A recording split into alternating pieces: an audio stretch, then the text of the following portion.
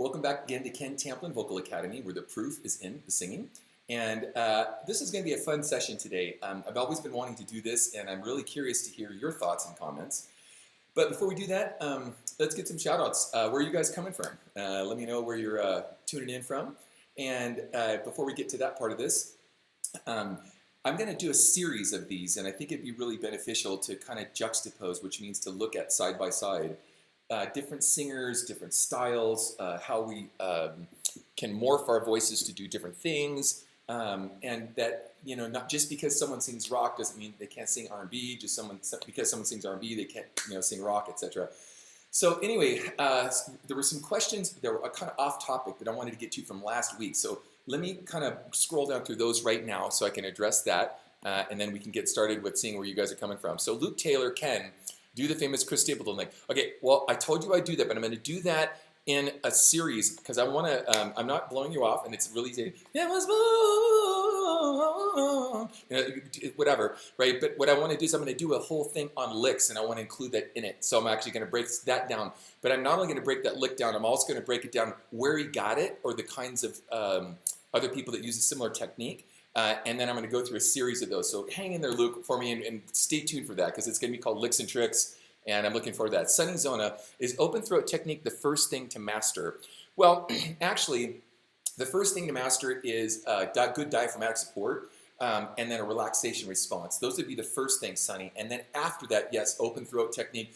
It fits in concert with that, but you really want to make sure that you have your good, strong support first, a relaxation response, and then you move into open throat. Next one is Ricky. Any tips for developing strong falsetto? Actually, yeah. Ricky, I'm going to do a whole thing on falsetto, so I'll give you one quick one. You know the Bee Gees? I'm sure you've seen them. What I like to do is I like to give people something they can reference so they know how to get somewhere. Now, if you know this, ha, you know, how can you mend a broken ha, ha, ha, you know, still alive, you know, that nice, really bright kind of tone.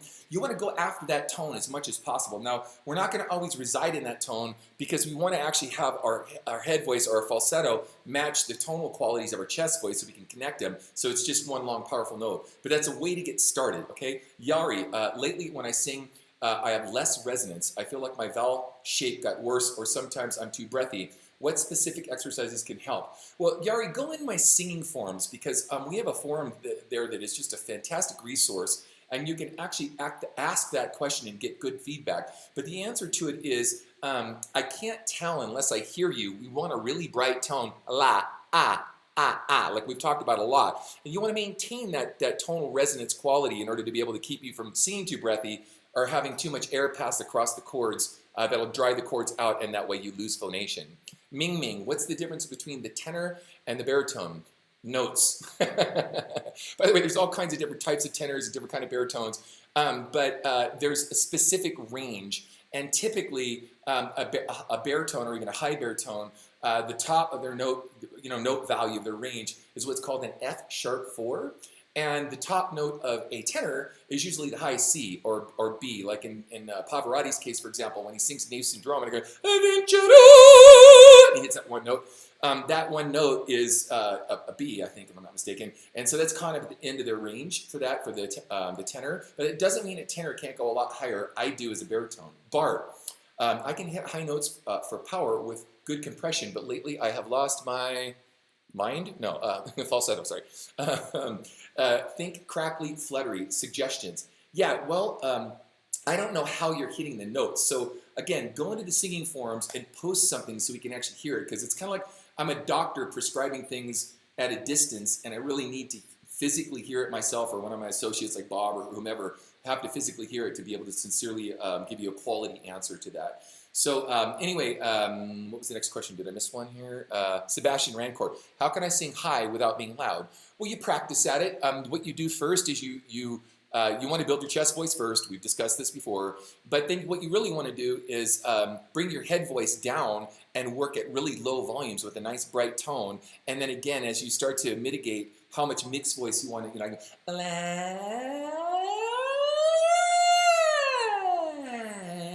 I can do it quietly, or I go,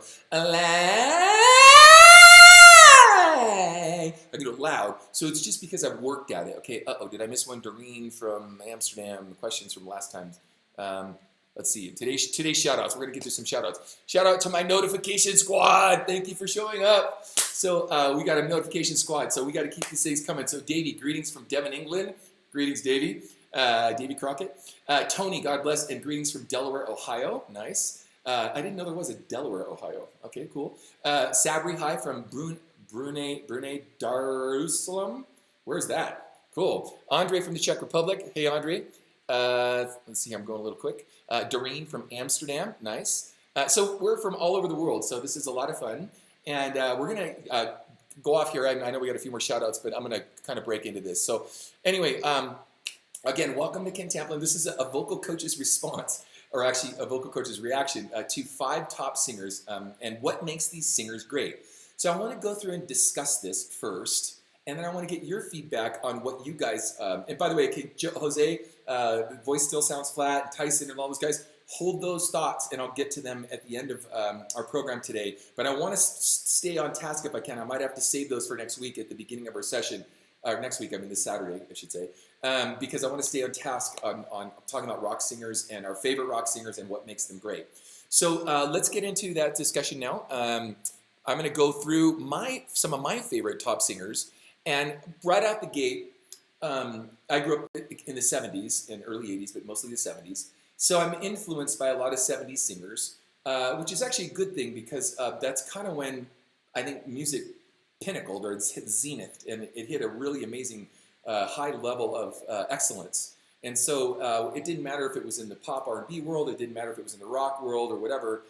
Everyone was striving for excellence. They weren't striving for auto-tune. So that was a benefit to me. Now, I remember when I first heard the band Foreigner, and for all you guys out there that heard the band Foreigner, you could raise your hand.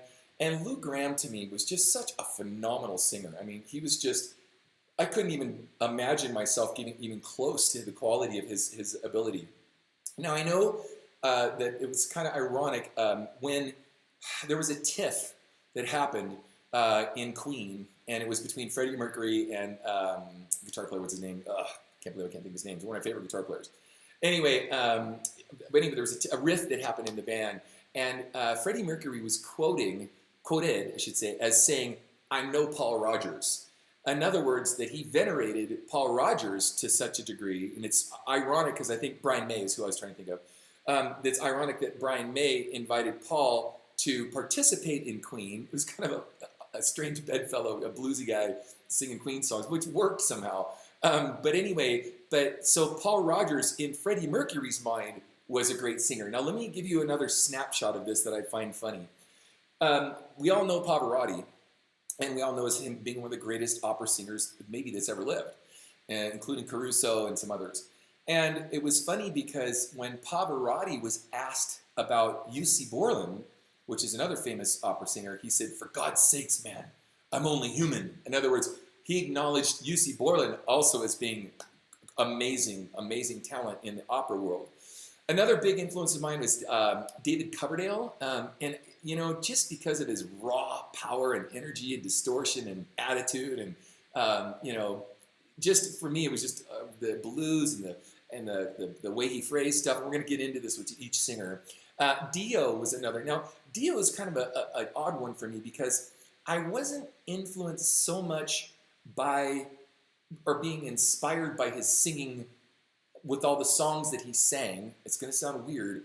I was inspired by his greatness, his ability to have good open throat technique, phenomenal open throat technique, though he claims he never took lessons, but he said he studied Mario Lanza early on in life, played the trumpet, got some good lungs, you know, whatever. Steve Perry was another one. And then I wanted to include Mickey Thomas and a bunch of other ones, but I wanted to limit it to 5 for now because we'll expand this on because there's a lot of great singers out there and I don't want to leave anybody out, but I just want to kind of zero in on these guys. Now, Lou Gramm, first of all, Paul Rodgers, David Coverdale, and Dio have something in common, which is they're sort of, you know, husky, distorted tones. Lou Gramm has some of that, but he brings a lot more mask into the sound. We'll get to that in a minute. And Steve Perry, I just had to include him because you can't say top great, you know, melodic rock singers without including Steve because he owned the world with his voice. So, and it was in a different kind of way. So with that said, I want to go through each one of them. Let's start with Lou Gramm. Now, here's what I love about Lou, okay? Vocal coaches, whatever it's called, give me an example of, what it is that I love. The range, Lou's range was amazing. And if you have ever tried to sing some of Lou's stuff, whether it's Juke Box Hero, whether it's sweet stuff like Waiting for a Girl Like You, whatever it is, and we're going to get to each song here in a minute, you find that he's a very difficult person to sing. Now, he employs a lot of mask into his song. Say you will, say you won't, make up your mind this time. Time is this real. Say you do, say you don't, wanna be mine. He's got this real great, resonance inside of his face. Excuse me, I have a little phlegm in my throat. So anyway, with that said, what's great about Lou is that he had such a passion and a sensitivity in the way he sang. But I would climb any mountain, sail across the stormy sea. And he had this, now that I found you, baby, together we'll make history. And so he's got these husky tones in the bottom, and then when he goes up, when we talk about shedding the weight, he's able to get rid of all that weight as he goes up and really thin out the sound and bring in a lot of mask and the resonators and stuff, and he uses some nasality, but it's really cool the way he was able to pull that off. Now, his use of air was also really interesting because I've been waiting for a girl like you.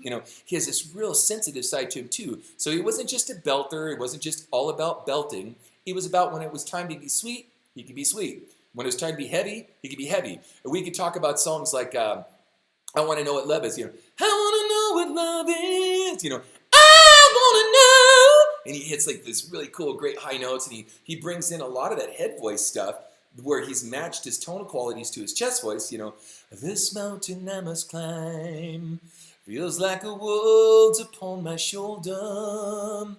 Through the clouds I see love shine, keeps me warm as life grows colder. In my life, there's been heartache and pain. He gets this great, shifting of that and gets the distortion out, and then he kind of cruises on up into his head voice. So I love that about him. Again, check out Juke Box Hero. By the way, I listed some of these songs for you guys so that you could kind of go online and check them out. Check out I Want to Know Love. Check out Hot Blooded. Hot Blooded, check it and see. Got a fever of 103. Great stuff. Long, long way from home. I did a vocal demo on that. I already just sang Say You Will. Okay, now we just talked about Paul Rodgers. I want to get into him a little bit more. His phrasing, his soul, his tone, his power, the size of his voice, right? The age and longevity. So it's kind of interesting. I think he's pushing 70 now. He's like in his late 60s. He's still out there killing it. It's amazing, right? He still has it to this day, his passion and his energy. So when you get a chance, I want you to go back to listen to some early Paul Rodgers, early 70s. Bad Company's the name of the band. Then what I want you to do is I want you to pull out a live concert, a concert that he's done within the last 3, 4, 5 years. And you're going to go, wow, he's actually gotten better, not worse. He's gotten better. And we had discussed this last week, but I want to kind of recap some of this because I think it's really cool. I'm going to take a song like Feel Like Making Love. Baby, when I think about you, I think about love. He's got that kind of froggy sound. Darling, don't want to live without you and your love. He's got that nice sound. And if I had those golden dreams of my yesterday, I would wrap you in the heavens till my dying day. Feel like making that shit. And then he goes, feel like making love. Feel like making love. Feel like making love to you. And he's got this nice, kind of. So he has this giant lion voice that he opens up. And then when he's on the bottom, he's really sweet and cool. Not that he can't sing heavy on the bottom too, but it's the way he approaches. So if, Good lovin' gone bad. Good lovin' gone bad. That's what I said. Good lovin' gone bad. 'Cause baby, I'm a bad, bad man. And he has like all this really cool lower tone stuff too when he wants to lean into the sound. I can't get enough of your love. I can't get enough of your love. I can't get enough of your love. I love you so much, I can't get enough of your love. He's got this nice big thing. So, and then you have songs like Shooting Star and Moving On, and some really great stuff. Okay, we're moving on here. David Coverdale. Now, David was more like the big engine race car guy, and who doesn't like a big American, big engine car, a Hemi or whatever. For me, actually, I remember a long time ago when I was in high school, actually, this kid drove in a Shelby Cobra GT500, and we had the engine on a rack, and it was kind of in this valley, or it was up in Brea, but you kind of lean down in this valley, and we were cranking up the engine, and it was the doors were open from the auto shop that I was in, and I was in this ROP program working on engines, and we were, I think, replacing a valve or something. And all of a sudden you go,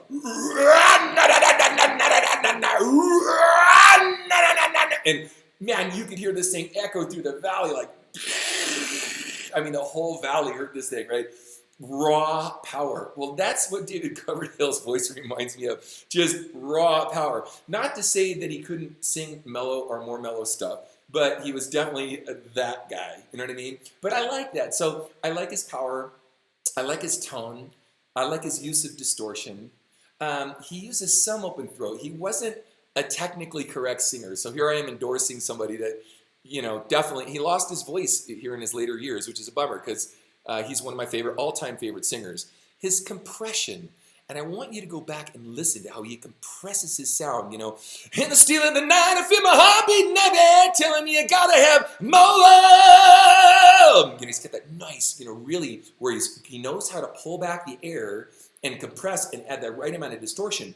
But the interesting thing about using compression is you can have a tendency to lock the vocal folds down, the larynx down if you're not careful. So you need good open throat to understand how to release and open up into space in order to be able to get up in your upper register so that you can, pull the vowel, again, vowel modifications. We're going to have a big deal on vowel modifications, why they're important in another session.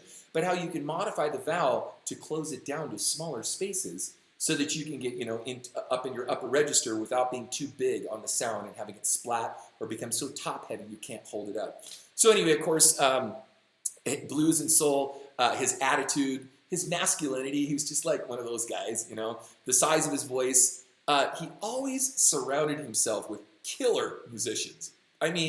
If you look at the line of guitar players, it's usually more the guitar players and drummers that he was worried about, starting probably with the guitar players. And I don't care if it was Adrian Vandenberg, I don't care if it was John Sykes, I don't care, if even in more recent years, there was like Doug Aldridge, for example, who played on one of my records, was in the band. And now, he's got, what's his name that's in Joel Holmstrom, for example. He always surrounds himself with absolutely killer players. So, that's another thing I like, just the musicianship of the band, the passion and the energy. So we talked about Steel of the Night. I did a version of Here I Go Again. You can see that on my site. I love, take me down slow and easy, rock me till I'm bad to the bone. It's got that, slide it in right to the top, slide it in, I ain't ever gonna stop. He's got that great, and then he's got Is This Love? You guys are probably in that. Or Love Ain't No Stranger. I was alone and I needed love, so much and sacrifice that I've been dreaming of. Can't hold the passion of a soul in need. I look around and then my heart begins to bleed. So he's got that just, everything you want in that perfect tonal quality, heavy sound, whatever. Anyway, obviously I'm a Coverdale fan. I guess there's some man love going on there. I didn't realize. Anyway, Dio. Now, I put some notes on Dio, and I wanted to say sheer power like Coverdale, which he does have that. But Dio was more controlled, and if you listen to Dio, his voice was always in that perfect pocket space. So I'm going to talk sheer power, his range, Dio is into something that I'm going to talk more about. That's why I chose to use Steve Perry as another example coming up. And I want to open this forum. I'm not going to ramble on for 30, 40 minutes. I actually want to get some interaction from you guys to hear what your favorite singers are and why, and then we can discuss what makes them great, okay? So what made Dio great, again, his sheer power, his range, contiguous phrase singing. Contiguous phrase singing. Now, if you notice when I did the Coverdale tune, I was alone and I needed love, so much a sacrifice that I've been dreaming of. You know, he actually starts and stops a lot in his phrases, right? Whereas Dio didn't, right? He didn't do that. We're a ship without a storm, a cold without the warm, a light inside the darkness, let it be, yeah. Well, the laughter and a tear, a cold without the fear, we are coming home. It's actually hard. Home! And he hits this killer, like, wow, you know. And then throughout the whole song, probably just killed everybody with headphones on. By the way, I'm gonna get a better mic and some compression stuff so I don't blow you headphone guys out there away. But what's interesting though about that, again, is if you really listen to him, he connects all of his phrases together. So he's able to keep his throat open the whole time. And then when he does need to back off the sound, you can hear him compress it. It sounds big because of resonance, but he's not singing that hard. He's actually not singing that hard at all. In fact, you can hear it's just tone and resonance with killer support. So, you know, just a rainbow in the dark, you know, last in light. We did a man on the silver mountain. Great, you know, Neon Nights, Stand Up and Shout. You know, go check out some of these tunes. These are all in the notes, guys. So if you can, you know, pull some of this stuff down. Now, I'm gonna try to get this done within the 30-minute mark because I wanted to open up the whole second half for some questions and stuff, and we'll see how long this goes. But Steve Perry was just as smooth as silk. It wasn't about distortion. It wasn't about, you know, crazy metal singing. So it's kind of a weird, strange bedfellow to put him in with these other ones. But I did it because of the contiguous phrase singing. I'm going to talk about Dio and show you how this works. So Steve's voice was smooth as silk, and we all discussed this before. He was a protege, or not protege, but a big fan of Sam Cooke. So if you don't know who that is, go look. He also used contiguous phrase singing. That's what I love about it. It's what made him great. That, his range, his tone, his pitch. By the way, all these guys were great in pitch for the most part. Coverdale got a little iffy here and there because, again, it was just like raw power. It's like taking a big muscle car and trying to turn a corner.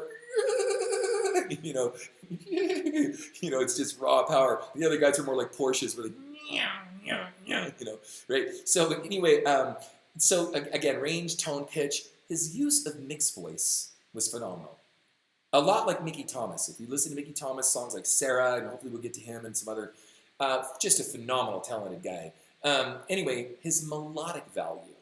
Him and Lou, out of all these guys, had some really great melodic lines. That's what I loved about the catchiness of what it is that they did. Just fantastic. And I know Jonathan Cain played a major role in that, so I'm not giving Steve all the credit, but great melodic value.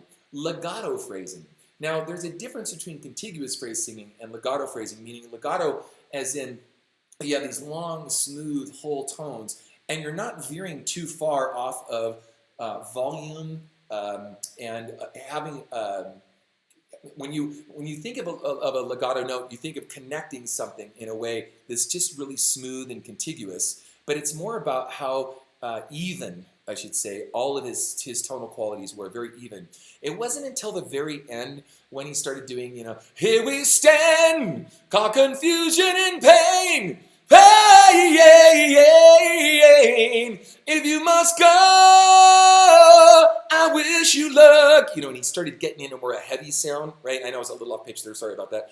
But that sort of was the beginning of the end for him because he had a voice that wasn't quite built for that. And I'm not saying he couldn't have got to that place. I'm just saying he stepped into kind of more of a melodic rock metal zone rather than the sweet spot that he had when he was singing a song like, you know, when the lights go down in the city and the sun shines on the bay, He had that really sweet, I know I'm most in head voice right now, but he was able to connect the mixed voice of that. And by the way, when you go to warm up, this is important.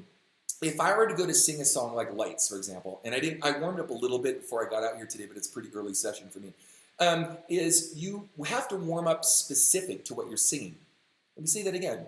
You have to warm up specific to what you're singing. I cover all of this in my singing course. I have a singing course called How to Sing Better Than Anyone Else, and I walk you through all this stuff step by step. So if you're going to sing a Journey song, you want to warm up like Steve, how he would have warmed up. If you're going to sing a Dio song, you're going to warm up like you would sing. Now, I don't mean singing with distortion. We never warm up with distortion, ever. We always warm up clean, and then little by little, gradually, we lean into a sound to get a bigger sound or a more distorted sound, but we never do that. But we do want to warm up in the range and in the open throat qualities, or even in the mask qualities of someone like Lou Gramm. We want to warm up in that so we can open up those spaces and be in the game for what it is that we're about to do. So anyway, I promised myself I was going to stop right at about the 30-minute mark. So what I wanted to hear from you guys, and I'll get to any tips for singing Man on the Silver Mountain, singing that now in a band. Well, yeah, again, Tammy, if you'd be so good as to at least go to my forums or check out some of the stuff I've done on Open Throat, it will be, and the man on the silver mountain, I could run, I could dream, hey, hey, hey, right? It's the amount of strength in the abdomen that's relaxing my chest, neck, and throat, good open throat technique, and then I'm not shifting the vowels that much. I'm not going, man on the silver mountain. I'm barely singing the vowels. Man on the silver mountain. Right? I guess I sound more like Coverdale singing a Dio song. Tells you who I really like. He knows what my influences are. But anyway, or get my singing course, man. It will rock your voice beyond what you can imagine. Here I'm a 54-year-old man. Grandpa's been doing this a long time. I like saying that. And, I'm just killing it. And I know what I'm doing, and I'm not slowing down. So I think if you guys are in for the game and in for the ride, we will definitely get your voice to that. So let's go here. Zachary Wheeler, favorite singer, Chris Cornell, because of his amazing range, power, and distortion. Couldn't agree more, Zachary. In fact, Zach, if you notice, the very last posting I did on YouTube was my student, Gabriela Gunchikova, who did the James Bond soundtrack, You Know My Name. And then do me a favor, go onto YouTube and check out my version of it, because I sang it a lot like Chris. Now, I did a Chris montage also on YouTube. So check out my Cornell montage, because I feel like I did it some justice, and hopefully you'll like it. Matt Tempest, my favorite singers, Michael Kiske. Funny story about Michael Kiske, because in Halloween, I had a friend, Rudy Gronendeck was his name, and he was their road manager. And we toured with them, and I got to watch them night after night after night. And he killed it. Night after night, man. He killed it. Joey Tempest, yeah, actually we've got a couple surprises coming up. So when you guys are in for Europe, we've got a couple Europe pieces. In fact, I just did one with Juicy Ferrigno, the young gal that won my Sing It to Win It contest. We did a version of that. And then we also did, I think Sarah Loera, I did a thing with of Joey. Jeff Scott Soto. Hey, man, Jeff sang on one of my records. I don't know if you know that or not. Anyway, if you get a chance to go Google Ken Tamplin, Jeff Scott Soto, you'll see an album called Wake the Nations. And it's called The Story of Love is the name of the song. We also did a video for it, so you can see the video on YouTube. Michael Starr is great. James LaBrie is a different animal. James LaBrie is a really high-range guy. He's kind of lost some of his range because he approached his high register a lot like Jeff Tate, where he brought his head voice down into his chest voice, and it cost him a lot of upper mid-range stuff, and eventually it kind of tears at the chords as we get older, and you can't maintain good vocal health. Russell Allen, excellent. Okay, Tammy B, any tips for singing? Oh, Madison Ramon, we just said that. Tony M. Lavelle, I think Coverdale's best vocal track, yeah, Burn Deep Purple. Hey, Tony, if you get a chance, check out, I did a version with Gabriella of Deep Purple Burn, and I kind of gave Glenn Hughes a little more credit because Coverdale was, I guess one of the main driving factors in the song.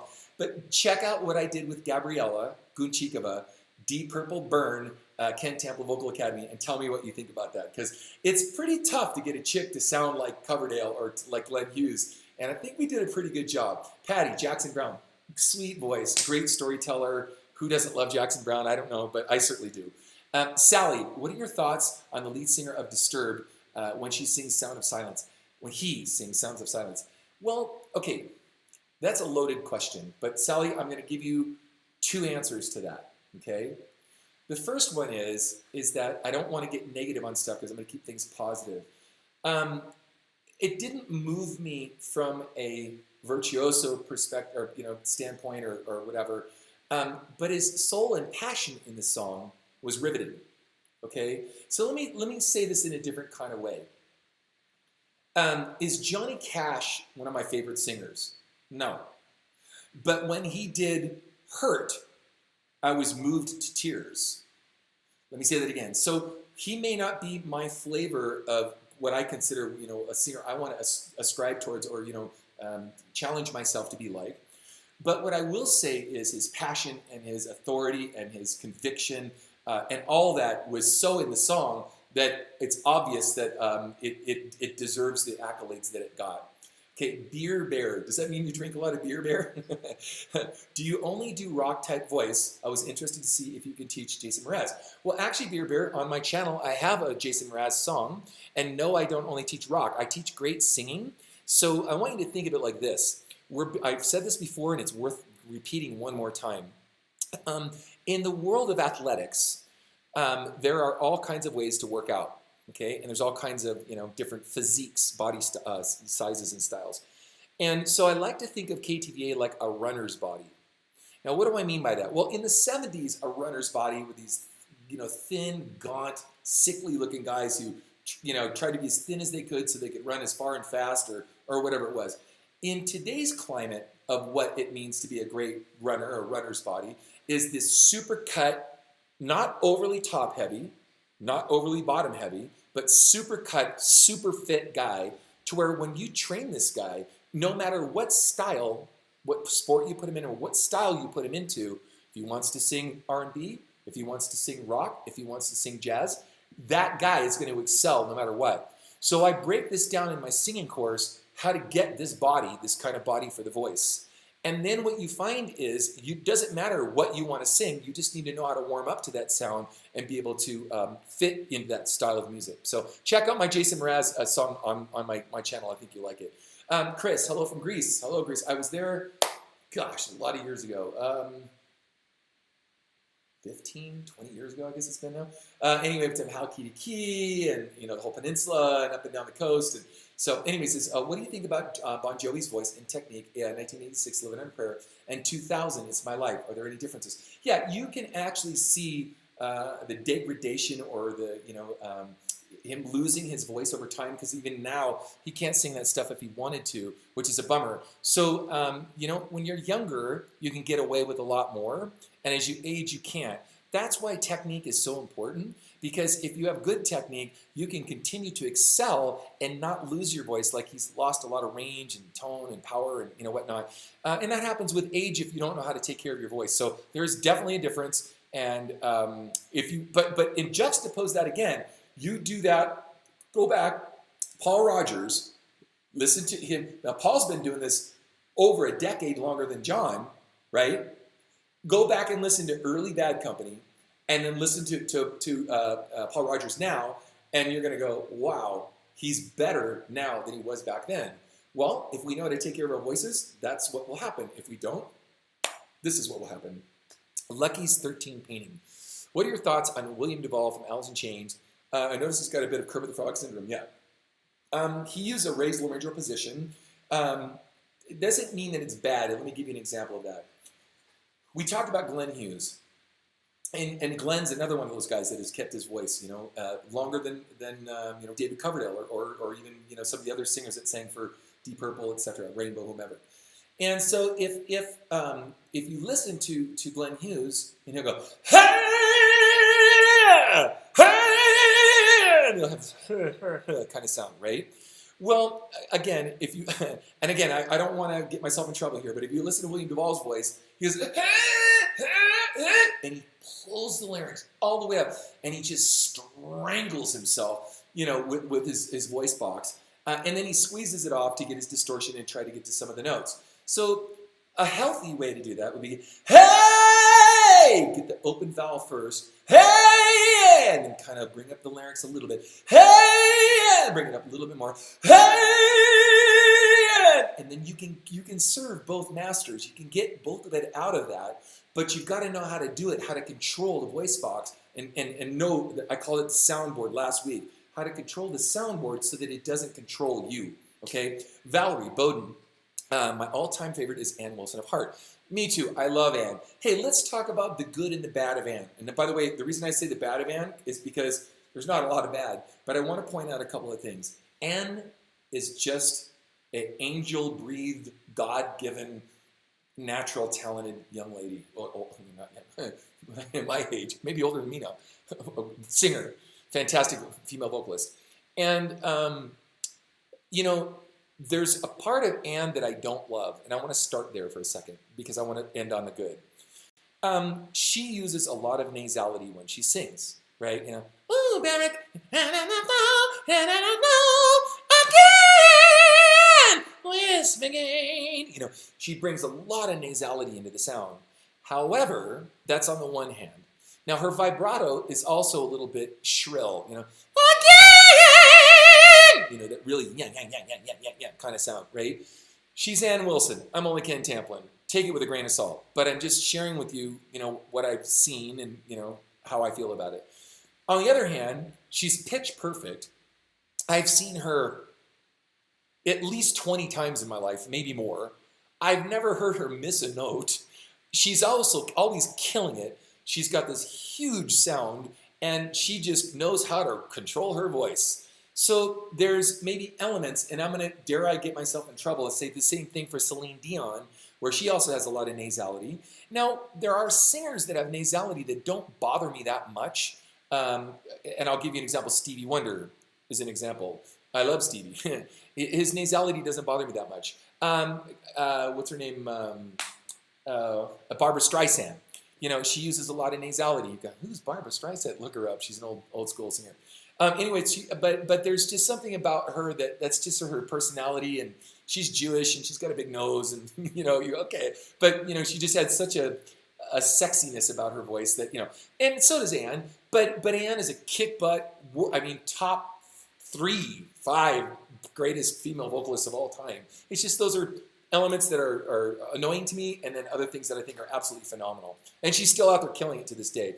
Ed Milson, what people should feel after singing.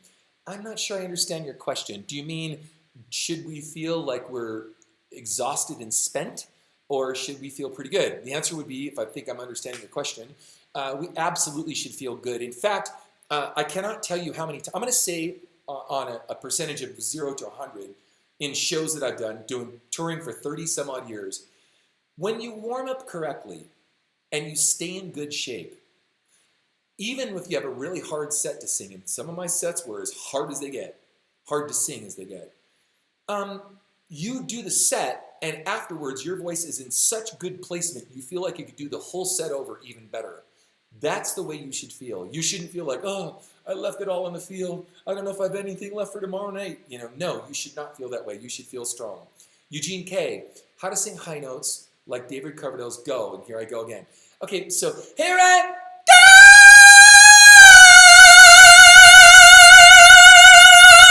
go! Right? Okay, here I am sitting down. You know, you lose support sitting down, etc. That's because I built a very powerful reinforced falsetto that's turned into what is now a contiguous, you know, continuation of my chest, mid-voice / mixed voice on into my head voice. And so whenever I go into that register, I'm pretty much almost entirely in head voice. Now, there are times where I'll pull chest up really high for an effect. I do that in She's Gone by Steelheart. I do that in a lot of songs on my website, or excuse me, on my YouTube channel. But I actually cover this in my singing course, How to Sing Better Than Anyone Else. And I walk you through and train you how to be able to pull this off. So anyway, Victory 065, Lincoln Park's Chester Bennington has amazing ability to transition to belt like no other, my idol.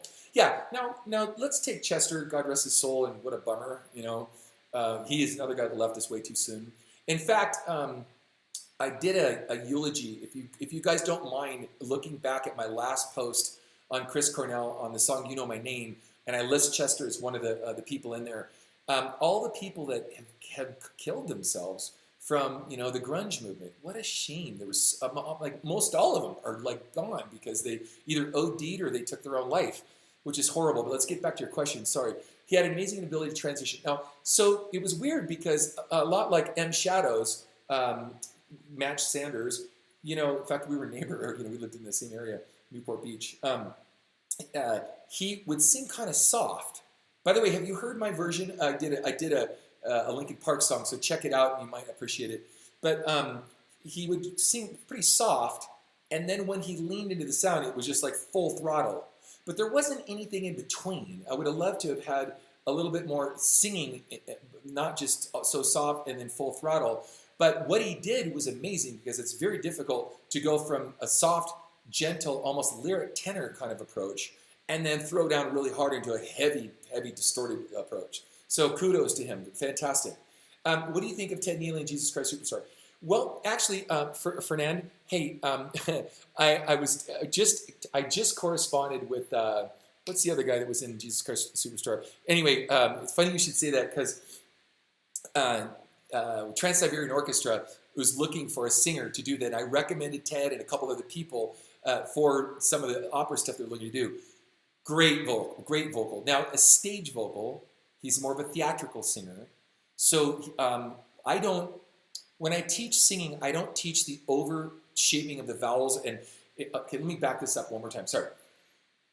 The difference in teaching theatrical singing and teaching what I teach is that in theatrics, they want the very last person in the last row to hear exactly what you're saying. Okay. Now, this is a phenomenon that's really only in English-speaking in Broadway and other theatrical sort of places, right, off Broadway.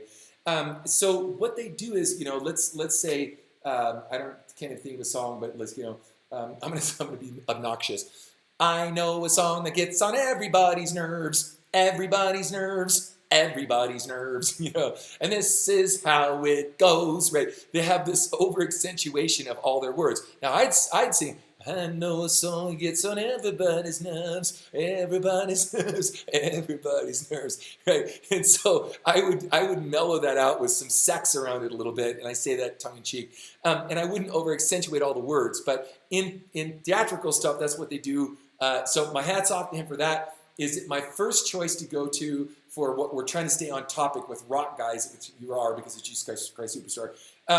No, it wouldn't be my first go-to, but Neely's a phenomenal singer. Anyway, Van Meister 94. Robert Plant is a good example of someone whose voice is different today than Zepp 1. Is this because he didn't take care of his voice? Well, that's a weird question. Let me tell you why.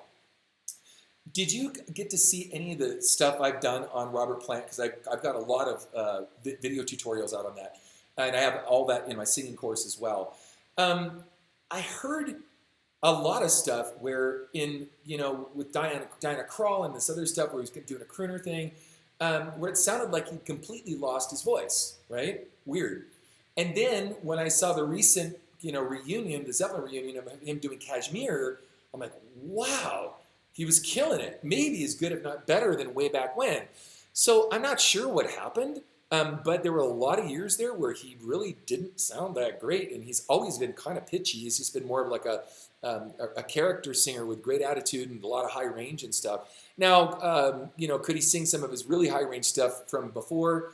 Probably not. But when I hear him do, like I said, Kashmir and some of the other songs, I thought he did a stinking pretty good job. So thoughts on Lane Staley? Hey man, you know what? There's only one Lane Staley, and again, there's something to be said with so much passion in singing. Let me give you a kind of a weird analogy to this, and for those of you out there that are my Christian brothers and sisters, I want you to hang in there with me for a second as I say this. Okay, I'm a Christian, by the way, and I have no problem admitting that whatsoever. But what I've learned is, the reason I'm using Christian music and Lane Staley is maybe the opposite of that in some sense. I want to point something out, okay? When in the world of Christian music, these guys all have their fire insurance. They're all going to heaven, okay?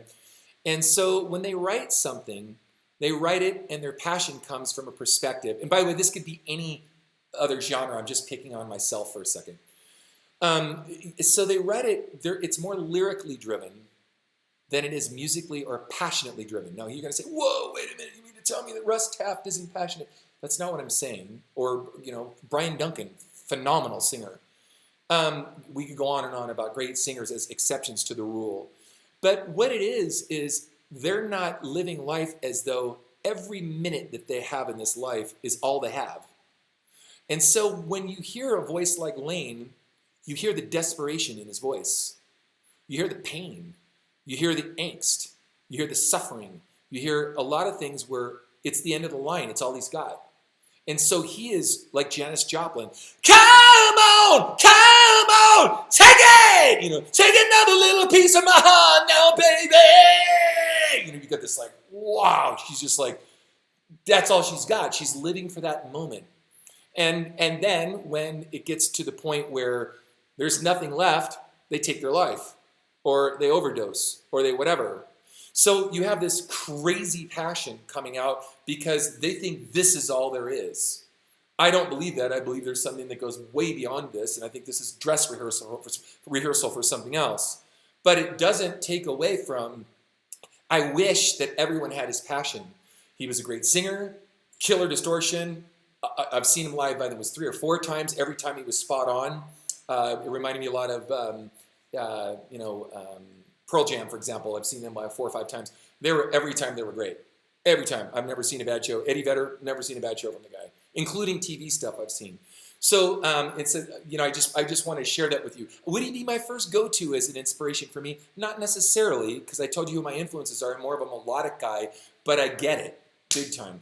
Panji, you always talk about male singers. What do you think of divas like Mariah Carey, Celine Dion, Whitney Houston, Aretha Franklin, Dionne Warwick, Diana Ross, Barbra Streisand, Chaka Khan, Patti LaBelle? Well, actually, that's not true. So, Panji, I don't know if you were with us when we did my R&B Blues Souls session. Go back. There's a live stream on this, and I talk about every single one of those singers except Diana Ross. In fact, I have Chaka Khan. I did a vocal demonstration of Tell Me Something Good way back when she was in Rufus. Take a listen to that. We have multiple demonstrations of Whitney Houston. We have multiple demonstrations of Celine Dion. We've got a couple demonstrations of Mariah Carey. We've got, I didn't do any Barbra Streisand yet. And if I do Patti LaBelle, it's probably going to be, I don't know, I'll have to think about that. I might have to do, I don't know if I could beat that. One of the things that's tough is whenever I do a vocal demonstration, I want to try to get it at least almost as good as the original. So her and Aretha are a couple tough ones to get that killer, So we'll see if I can pull out something from her. I may have one of my female students do it. Eugene K., thoughts on Don Dokken?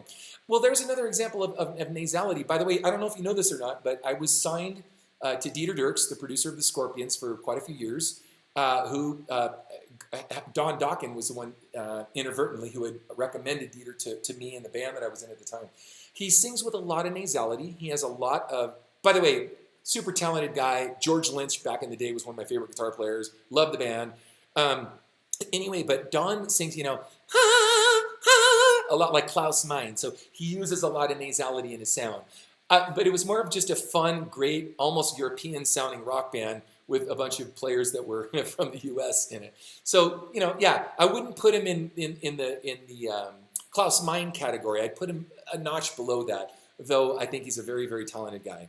Okay, off-topic questions. Can we still zero in? We've got a few more minutes. I want to see, is there anybody else out there that wants to talk about their favorite singer, what makes them great, or what their strengths and weaknesses are? I'll answer an off-topic question while we get maybe another one or two of those going. Ink King, isn't the la exercise bad because it sounds nasally?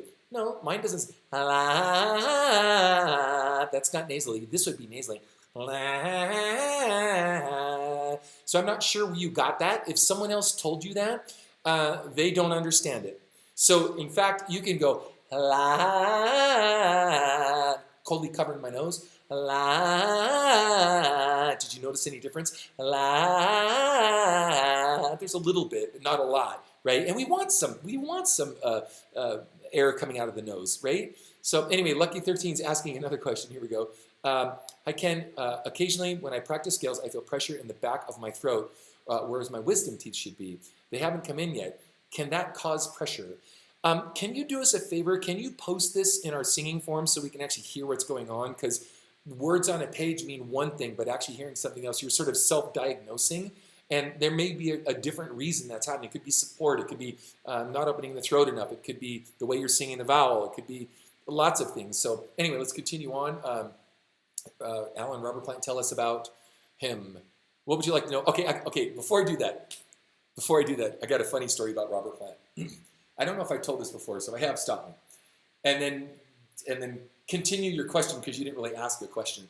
So I'm at the Rainbow Bar and Grill. It's right next to a really famous club in Hollywood. And this club in Hollywood, it was funny because there was like this 5-band bill, mostly local bands. And it was a fundraiser for, I want to say it was BAM Magazine, or it might have been Music Connection. It was a local magazine. And so anyway, so it's called the Roxy is the name of this club. So right next door is this famous place that Lemmy from Motorhead and all these guys used to hang out at. So we're standing. I come out of the club and I had done an interview with one of the guys for the magazine that all these bands that had played, and we walk outside. As I walk outside, there's Robert Plant standing there waiting for his car. This is, I kid you not. And there's this one of the opening act, or I think maybe it was the second opening act that was there, was about 15 feet away, and this young, pretty girl, ditzy but pretty, comes over, and she's chewing her gum. She goes, she walks up to us, and she looks at Robert, and she goes, so, are you in a band? And he looks at her, and he looks at me, and he goes, well, I used to be. And she goes, oh. And she walks away. And then this Bentley pulls up, and he gets in the Bentley, and I'm just smiling and laughing. He knows, we both know what's going on. And then there's a scuttlebutt, and you can hear, like, obviously they told her who it was, and he just goes driving off, and I'm thinking, that is better than the YouTube videos that I've seen of the gold diggers, where they make fun of or whatever. Anyway, Robert Plant story for you guys. Pretty funny. Anyway, Robert Plant, tell us about him, his style, what caused him to lose his range. Okay, so again, a lot of people think, and I've heard this a lot, and by the way, that's a good question. A lot of people think that is only singing going to make me great? Now, I want you to really think about this. Is only singing, all I have to do is sing, okay? Well, if that were true, why do athletes train? Because we are vocal athletes. So if we're truly athletes and we're looking to up our game and get a better shot, and I'm thinking soccer terms right now, get better foot skills, etc., what makes you think that you don't have to train? So let me give you an example of this for myself, and I'm just going to speak for myself. What made Robert Plant great is because he's great. And he had a great range and a style and an attitude and just, very unique voice. And also he did it first. It's one thing to come on along later and mimic him, but he did it first. But speaking for myself, we used to do these 90-minute sets that were very, very difficult. And what I would do, and you have to work your way up to this. This isn't something you just step off and do, But I would train. It's one of my hardest workouts, and it's about a 90-minute workout. I do it back to back twice. Now, hear this, you're going to think I'm crazy. Yeah, I am, because I used to practice guitar 8 hours a day. So yes, I'm crazy. But I would do it twice, back to back. And sometimes I'd even try to jog in place or do jumping jacks, because I knew I was going to be running around the stage. Yes, we did talk about Ed Sheeran, by the way. Go back and listen, and also check out my video on Ed Sheeran. It's on my YouTube channel. But anyway, so I would do this, and then I would sing my set after that, right? 90-minute set. So I'd sing 2 90-minute workouts and then sing a 90-minute set. Then, when I get closer to tour time, I would sing 1 90-minute workout and sing my set twice back to back. Then when we got on tour, I would still do my 90-minute workout, but it would just be warming up for that 90-minute set, so I was ready to go. And there was a fine line of always making sure that I did enough cardio, sorry, that's what I meant to say, and also my workout, my vocal workout, so that I didn't start to lose it in the course of the tour and start to give up on my workouts. Now, I drove people in the band crazy. I'm doing it in a bus. I'm doing it in a hotel room. Sometimes I have to put a pillow on my face if I'm bothering neighbors next door. Kid you not. But every time I did my workout, I killed it. Every time I took shortcuts, I may not have noticed it that night, but I noticed it the next night, and I noticed it the night after that. So what happens in a case like Robert Plant is if you think that only singing is going to make you great, you lose it over time, and you don't understand truly how to maintain good vocal health over time. I'm only going to do a couple more here, guys. How can I sing like Mike Patton from Faith No More? Well, Nicole, I don't know your starting point, so if you want to post something, again, in my singing forums, it's free. Post it. Let's hear what your starting point is, and then we can assess that. Zachary, did Chris Cornell use mostly chest voice in his songs, or did he use like... Yes, Chris studied with one of the vocal coaches I studied with for many years. He didn't use mostly chest voice in his songs, but he did utilize mixed voice and or mostly reinforced falsetto as he went up. But he was a very great chest belter. Let's make no mistake. The one thing, now I'm going to give a caveat to this. The one thing that happened in grunge, in modern rock singing, is they covered their vowel sounds. Right? And when you close down a sound like that, we have something called vowel modifications, and we're going to do a series or a webinar on this, is that the goal is to keep the back of the throat open and to create maximum space until you have to close down a sound. Well, because Eddie Vedder sort of coined what we call marble mouth, and that's not to be insulting, it's just kind of the nature of the sound, that when those sounds are closed, it becomes very difficult to reopen the sound. So that was something Chris struggled with for a long time, was trying to sound like a modern rock singer with a closed sound when you really want to keep that sound open and only close it as you need to as you go up. So anyway, their answer to your question, Ink King. Ken, what caused Chris Brown to lose his range before he could hit C5? Okay, so here's one, because I was going to do a whole, I'm gonna thank you for the question. I'm gonna continue this series on different styles of singers. We'll continue on rock for a minute, and then we'll move on into R&B, we'll move on into pop and some other things, and then we can dissect what made them great, and then how what I personally would do if I were training them or trying to make someone better. So save that question for the next time we get together. I've got a couple other things. I want to do a couple of shout outs. I've got Christella from France. I've got Panji from Indonesia. I've got Gabrielle from Romania. I've got Shirenjiv from India. John Esteban from Colombia. Robert from Detroit. Valerie from Alabama. We've got Gentilihi from Saudi Arabia. The Sirio from Russia. Nice. Moscow. Samuel from San Francisco Bay Area. And Sunstin Blue from Spain.